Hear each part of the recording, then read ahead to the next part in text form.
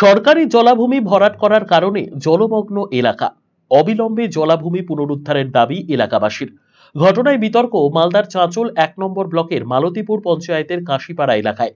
যারা গিয়েছে, এই এলাকায় থাকা ১৬ শতকের এক জলাভূমির কিয়দংশে মাটি ভরাট করা হয়েছে। সরকারি এই জলাভূমি ভরাটের অভিযোগ উঠেছে এলাকারই বাসিন্দা শিবনাথ দাস নামের এক ব্যবসায়ীর বিরুদ্ধে। ভরাট হওয়া অংশে সবজি চাষের পাশাপাশি গাছ লাগানো হয়েছে।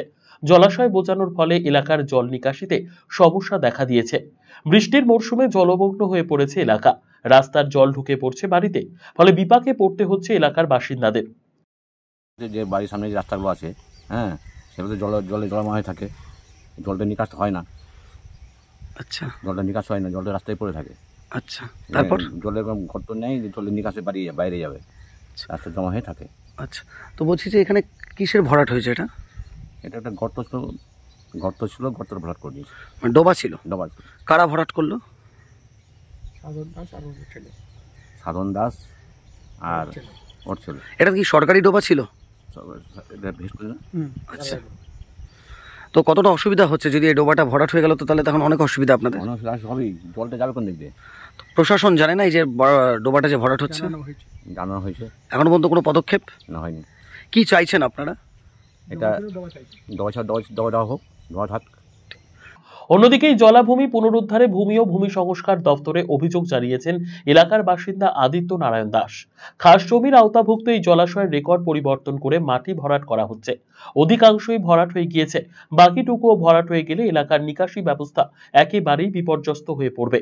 ফলে এই জলাভূমি পুনরুদ্ধারের দাবি জানিয়েছেন তিনি। শুনেন, মূলত অভিযোগ হচ্ছে এটা সরকারি ডোবা, রেকর্ডেড ডোবা, সরকারি খতিয়ানের মধ্যেই রয়েছে, ১ নম্বর খতিয়ানে। এটা যদি ভরাট করা হয়ে যায়, ভরাট হয়েছে, কিছুটা হয়েছে, আরও যদি কিছু ভরাট হয়ে যায়, তাহলে আপনার এই যে এলাকার নিকাশি ব্যবস্থা, জল যে আমাদের পাড়াতেই দেখলেন একটু আগেই, ১ হাঁটু জল জমে আছে, ওই জলগুলো ওই ডোবাতে গিয়ে জমা হচ্ছিল।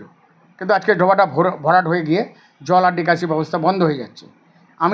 আমরা চাইছি যে নতুন করে যেন ওই ডোবায় পরিণত হয়। এখানে আমি প্রত্যেক জায়গাতেই জানিয়েছি, ডোবা ছিল, ডোবাই থাকুক।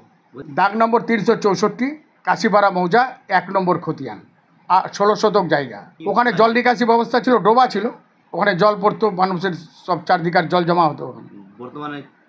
বর্তমানে তো মাটি ভরেছে, মাটি ভরাট করে কিছু আমের গাছ লাগিয়েছে, কিছু সবজি চাষ করছে। আমি চাইছি পুনরুদ্ধার হোক জায়গাটা, যেভাবে সরকারের আওতায় ছিল এর আগে, সরকারের আওতায় যাক, এবং ডোবাই ছিল, ডোবাই পরিণত হোক।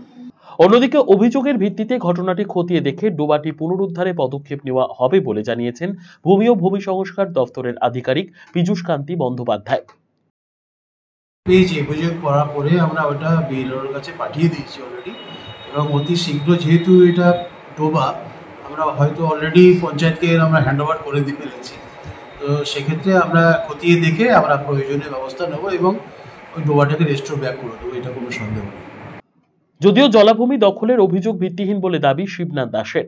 তার কেনা জমিটিতে আগে থেকেই চাষাবাদ করা হতো বলে দাবি করেছেন তিনি। না, দেখুন, এটা সম্পূর্ণ ভিত্তিহীন। ওটা সেই জলাভূমি ছিল না। তো সেই জমি মোটামুটি ৪ বছর আগে আমি যার কাছ থেকে নেওয়া জমি, তার কাছ থেকে তারাও আগে মাটি ভরা ছিল, এবং লকডাউনের সময় ৪ বছর আগে, ৫ বছর আগে কেনা জমি, সেই সময় মাটি ভরা ছিল। রিসেন্ট মোটামুটি আপনার ধরুন কম বেশি ১ বছর হতে চললো, তখন সামান্য একটু পরিমাণে মাটি ভরা গিয়েছে, এবং সেই জমিতে ফসল হয়, সবজি চাষ করা হয়। RCTV সংবাদ, চাঁচল।